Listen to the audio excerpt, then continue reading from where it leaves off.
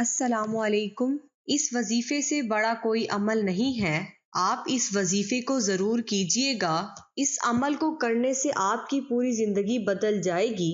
میرے بھائیوں اور میری بہنوں، پیر کا دن بڑا مقدس دن ہے۔ پیر کے دن اللہ تعالیٰ کی رحمتوں کا خاص نزول ہوتا ہے۔ پیر کے دن مغرب کی نماز کے بعد اللہ تعالیٰ کے خاص فرشتے آسمان سے زمین پر آتے ہیں، جس کے ہاتھ میں سونے کے قلم اور چاندی کے ورق ہوتے ہیں۔ مغرب کی نماز کے بعد وہ پھر واپس چلے جاتے ہیں، اور جو انسان پیر کے دن مغرب کی نماز کے بعد جو عمل کرتا ہے، جو نیکیاں کرتا ہے، جو صدقہ کرتا ہے، جو اللہ کے سامنے سجدہ ریز ہو کر گڑ گڑا کر روتا ہے اور اللہ سے مانگتا ہے، اپنے گناہوں کی معافی مانگتا ہے یا کسی اور چیز کی طلب ہوتی ہے، تو وہ اللہ کے سامنے اپنی جھولی کو پھیلا کر اللہ سے مانگتا ہے، تو وہ فرشتے سونے کے قلموں کے ساتھ اور چاندی کے ورق کے اوپر لکھ کر اللہ کے حضور لے کر پیش کر دیتے ہیں۔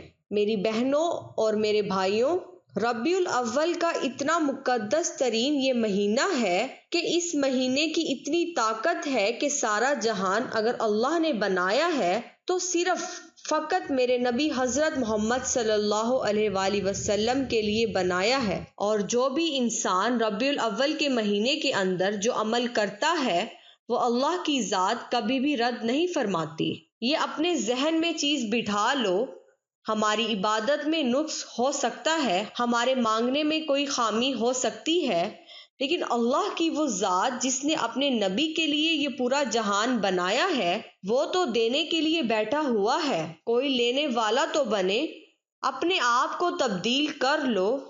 میری بہنوں اور بھائیوں، اپنے آپ کو تبدیل کر لو اور اللہ کے سامنے جھکنا سیکھ لو، با پردہ رہنا سیکھ لو۔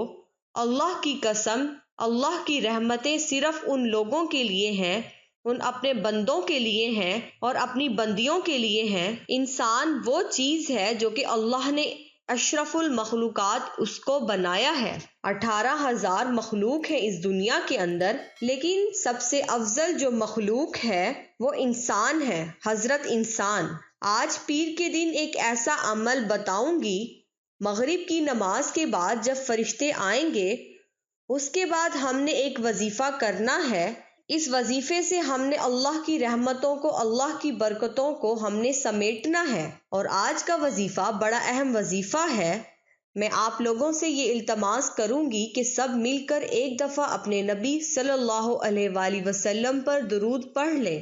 یا میرے اللہ، یہ جو ہم نے درود کا نذرانہ پیش کیا ہے اپنے دربار کے اندر منظور اور قبول فرما، اور میرے نبی صلی اللہ علیہ وآلہ وسلم کو تحفہ ہدیہ پیش کرتے ہیں۔ میرے بھائیوں اور بہنوں، آج سورۃ اخلاص کا وظیفہ ہے۔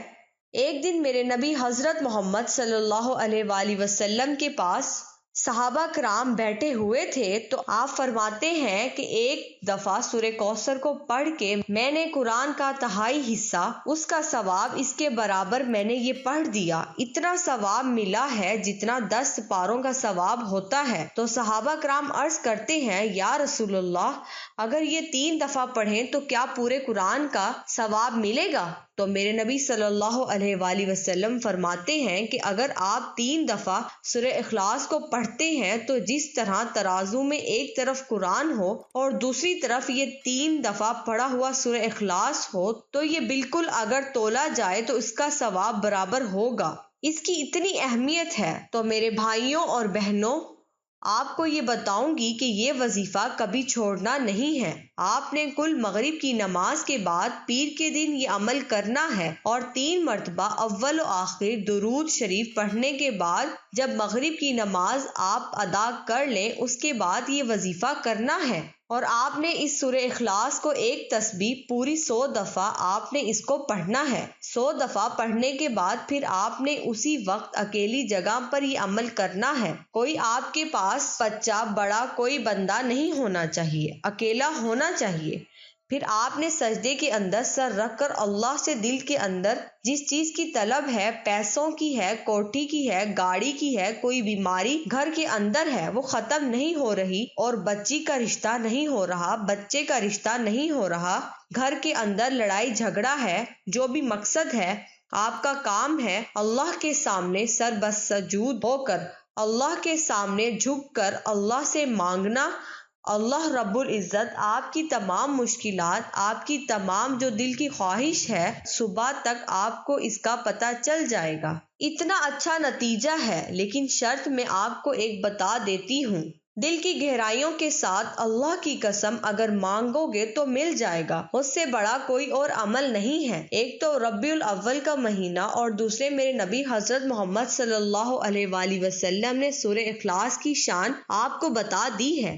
اس کے علاوہ اور بھی اتنی فضیلت ہے، اگر میں بیان شروع کر دوں تو یہ ایک بہت لمبا جو ہے وہ اس کے اوپر تبصرہ ہو سکتا ہے۔ اللہ پاک آپ سب کو اپنے حفظ و امان میں رکھے، آمین ثم آمین۔ رسول اللہ صلی اللہ علیہ وآلہ وسلم نے فرمایا، مریض کی عیادت کرنے والا جنت کے باغ میں ہوتا ہے، جب وہ مریض کے پاس بیٹھتا ہے تو اللہ کی رحمت اسے ڈھانپ لیتی ہے۔ حضرت علی رضی اللہ تعالی عنہ فرماتے ہیں، 4 چیزیں سنبھال کر رکھو، کامیابی تمہارا مقدر ہوگی: نماز میں دل کو، تنہائی میں سوچ کو، محفل میں زبان کو، اور راستے میں نگاہ کو۔ حضرت علی رضی اللہ تعالی عنہ فرماتے ہیں، جب دعا کرتے وقت تمہاری آنکھوں سے آنسو آنے لگے تو سمجھ جانا تمہاری دعا بارگاہ الہی میں قبول ہو چکی ہے۔ اس چینل کو ضرور سبسکرائب کیجیے گا۔ شکریہ۔